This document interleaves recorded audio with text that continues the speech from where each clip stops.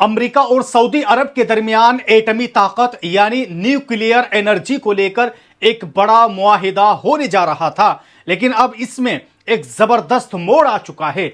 अमेरिकी सदर Donald Trump ने इस मुआहिदे के साथ एक ऐसी शर्त रखी है कि जिसने पूरी दुनिया के मुसलमानों को बेचैन कर दिया है। जी हां दोस्तों, ट्रंप ने साफ कह दिया है कि अगर सऊदी अरब को अमेरिका से न्यूक्लियर टेक्नोलॉजी चाहिए तो उसे पहले इजराइल को एक मुल्क के तौर पर तस्लीम करना होगा और इसी के साथ अपने ताल्लुकात बहाल करने होंगे।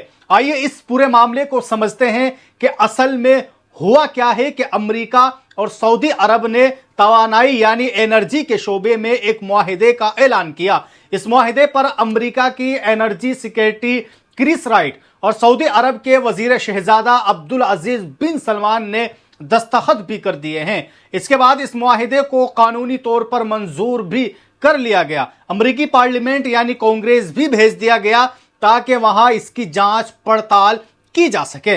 लेकिन इस मुआहिदे के ऐलान के बाद 24 घंटे भी नहीं गुजरे थे कि अमेरिका के सदर डोनाल्ड ट्रंप ने एक बड़ा धमाका कर दिया और उन्होंने अपने सोशल मीडिया प्लेटफॉर्म पर लिखा है कि अमेरिका सऊदी अरब के साथ पुरअमन न्यूक्लियर कामों के लिए ताउन करने के खिलाफ नहीं है, लेकिन यह सब कुछ सिर्फ बिजली बनाने तक ही महदूद रहेगा। उन्होंने यह भी शर्त रखी है कि अगर सऊदी अरब को अपने मुल्क के अंदर यूरेनियम यानी कि न्यूक्लियर ईंधन को तैयार करने की इजाजत बिल्कुल भी नहीं दी जाएगी। लेकिन सबसे बड़ी और अहम बात जो ट्रंप ने कही वो ये थी कि इस न्यूक्लियर डील को मंजूरी तभी मिलेगी जब सऊदी अरब बाकायदा तौर पर इब्राहिमी मुआहिदे का हिस्सा बनेगा। अब आप सोच रहे होंगे कि इब्राहिमी मुआहिदा क्या है। तो दोस्तों, ये वो सियासी मुआहिदा है जिसके तहत कुछ अरब ममालिक ने इजराइल के साथ अपने ताल्लुकात नॉर्मल किए थे और उसे एक मुल्क के तौर पर तस्लीम कर लिया था।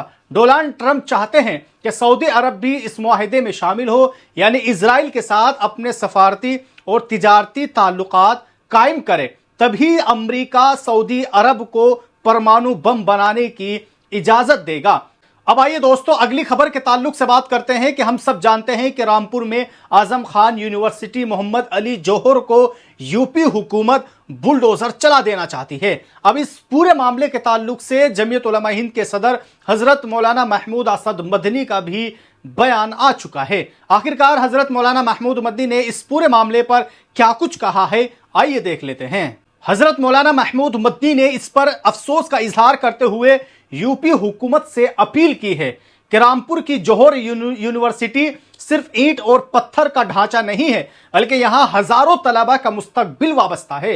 हाल ही में उत्तर प्रदेश इंतजामिया की तरफ से यूनिवर्सिटी के 38 इमारतों को गिराने की हिदायत सामने आई थी। इस खबर के आते ही न सब तलबा और उनके वालिदैन परेशान हुए, बल्कि तालीमी दुनिया में भी एक सिनसिनी फैल गई।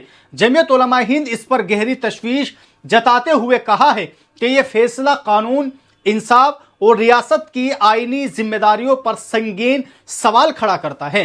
हजरत मौलाना महमूद मदनी ने कहा है कि अगर इतनी बड़ी तादाद में इमारतें गिराई जाएंगी तो इसका सीधा असर वहां पढ़ने वाले हजारों बच्चों के तालीमी मुस्तकबिल पर पड़ेगा। यह सिर्फ एक इमारत गिरने की बात नहीं है, बल्कि यह एक अहम तालीमी इदारे और कौमी असासे को नुकसान पहुंचाने वाली बात है।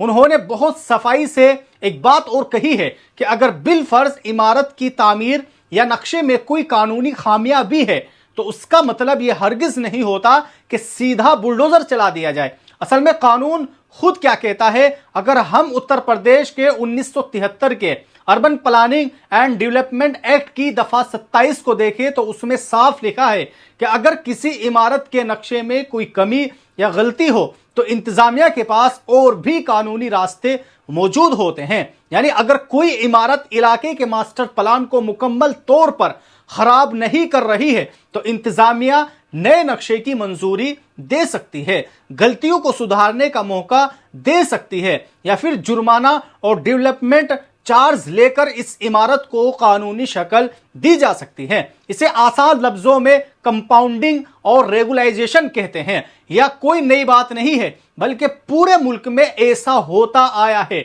हजरत मौलाना महमूद मदनी ने याद दिलाया है کہ اتر پردیش کے الگ الگ شہروں جیسے کانپور، وارانسی، جھانسی اور الہ آباد کی ڈیولپمنٹ اتھارٹیز میں ایسے سینکڑوں معاملے آج بھی درج ہے کہ چاہے وہ کانپور کی روما انڈسٹریل ایریا کا ہو، چاہے انجینئرنگ کالج کا معاملہ ہو یا باقی شہروں کے کیسز، وہاں عدالتوں اور انتظامیوں نے عمارتیں گرانے کے بجائے جرمانہ لے کر اور نقشہ پاس کرا کے معاملات کو حل کیا ہے۔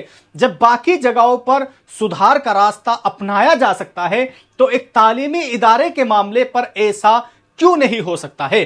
آخر میں صدر جمعیت علماء ہند حضرت مولانا محمود مدنی نے اتر پردیش کی حکومت سے پرزور اپیل کی ہے کہ وہ اس فیصلے پر دوبارہ غور کرے۔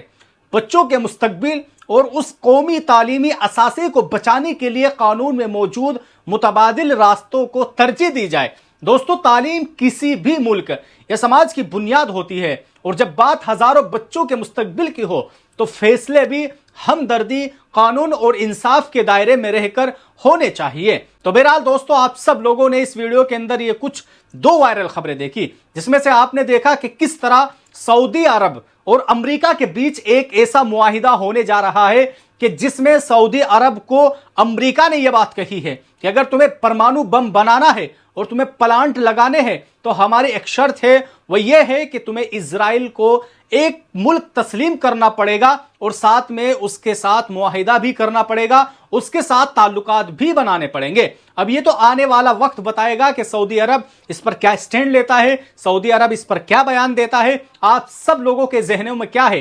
کیا سعودی عرب امریکہ کی اس شرط کے سامنے جھک جائے گا، یا پھر سعودی عرب اس بات سے انکار کر دے گا کہ ہم اس اسرائیل کو تسلیم نہیں کریں گے؟ جیسے ہی اس پر کچھ اپڈیٹ آئے گی ہم آپ لوگوں کو باخبر کریں گے، اس لیے آپ ہمارے اس چینل القلم ٹی وی کو سبسکرائب کر لیجئے۔